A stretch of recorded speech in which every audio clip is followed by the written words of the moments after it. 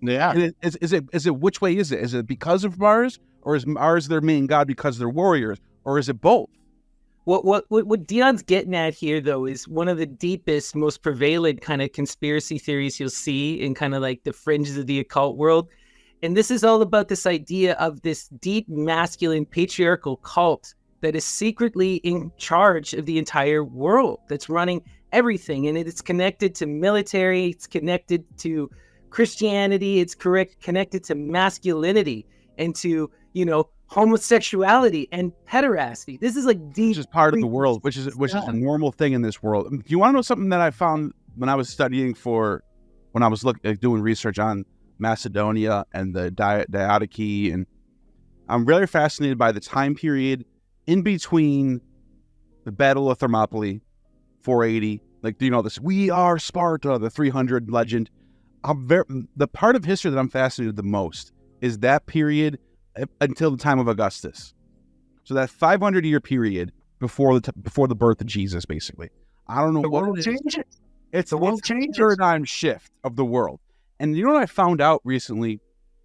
Maybe not recently, but like one of the things that I think is not talked about a lot. Macedonia was pro-Persia, was a Persian satrap during the time of Thermopylae. So when Sparta and Athens were fighting against the Persians, Macedonia was aligned with Persia. So some people don't realize this. Nope. When the tides turn, and when Greece, everyone calls it the Greece came back and took over, Macedonia was part of that Persian alliance that was attacking the Athenians and the Spartans. And then when the tide turned, so you almost had to wonder, is there some sort of elite group up in Macedonia linked to Persia, and then they just decide that they're going to be the ruling power now? And then because fun fact, I was going to look at these things through lenses of power, right? Right. Why would... Last thing I want to say, fun fact, Sparta stayed out. They were anti-Macedonian Empire. Sparta didn't want nothing to do with Alexander the Great. In fact, Athens didn't want anything to do with Alexander the Great.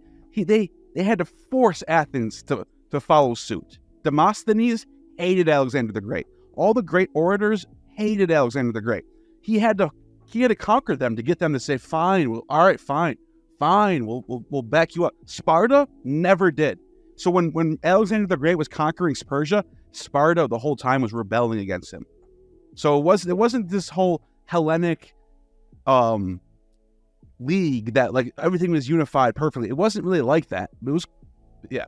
Go ahead. No, what it is like you're saying, right? Like you got to remember, okay, these political narratives and these alliances, and especially these cultural religious ones, they always serve a purpose, okay? So what you see in Macedon is you see a flipping where they were once under the yoke and were connected to Persia, but that no longer suited them. So King Philip becomes more Grecian, starts adopting that and wants to go in and conquer. And then that happens with Alexander, but it's an active way to separate themselves from Persia, and they want to become Greek. It's not, so it's like an active transformation, right?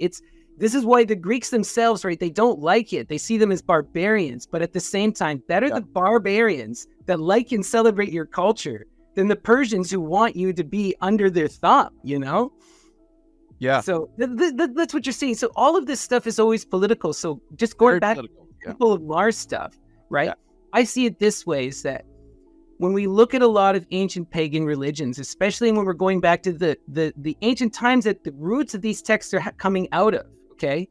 There's a political shift that's happening where the women are becoming marginalized. The women are going from being figures of power, right?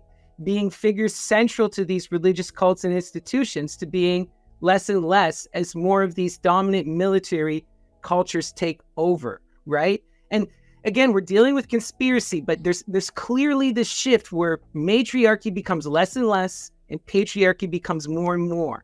And then you gain all of these religious texts that are all about establishing this patriarchy, right? Establishing this male priesthood, establishing this singular male deity, right? Yeah, I think you're onto something there. But also, you said something that was the Hellenization of the area at that time, which is important because that changed history. In Christianity, that's what people argue over. A lot of what people argue is, well, is it a Hellenized religion? Is it Hebrew? Is it Aramaic? Is it some ancient Canaanite? Is it Phoenician? And what we're looking at is all the leftover stuff that you guys don't look at. The fringe. This is the leftovers. We're looking at all the weird little cracks. Everyone wants to hyperfixate on the Jewish and the Hebraic connections, but what about the Thracian? What about the Phoenician? What about the Greek? Right? It's all right there. That was what I was talking about in my last video that I pre-recorded. Was like everyone's looking at the Old Testament. Everyone's looking at like the Babylonians, the Egyptians, trying to figure out what influences Christianity, Christian theology.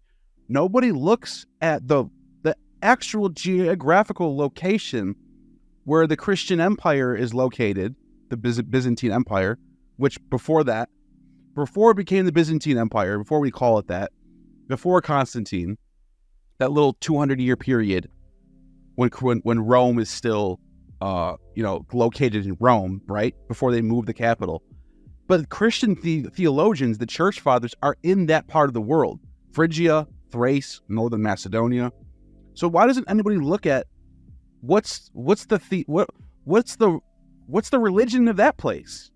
Yeah. You look at it and you get Sabbatios, you get Dionysus, you get Orphism. And then you start noticing, whoa, a lot of this stuff looks like the same, very similar to Christian theology. And it's like any other part of the world, India, China, whatever, it doesn't matter. Pick any part of the world and you'll look at the ancients and how the ancient stuff influences the next generation influences the next generation, and it's all geographical. But for some reason, Phrygia and Thrace can't influence Christianity? It's the same part of the world. Like, why wouldn't that be the case? Yeah. Same language, same Greek language, No, and you raise a really interesting point. Like, people want to create this narrative, right, that excludes all of this, and we're just having fun exploring it, right? And we want to just talk about, like, look, there's all this kind of stuff already happening here, right? If you want to draw a connection, that's for you to draw. But this is what's clearly going on. And it's really important. Like, I was mind blown the other day when you were on Myth Vision with Dr. Carl Ruck in Ammon. And when he was talking about his views on Christianity, and he was like, it doesn't matter about the event that spawns it, even though he does believe that there was possibly a crucifixion of some kind of figure. The point for him was that Christianity is clearly a Byzantine religion that comes out of Byzantine culture, that's written in Greek, that has all of these trappings, right? That presents all of these myths. And who better to say that than the classicist expert philologist, right? Yeah.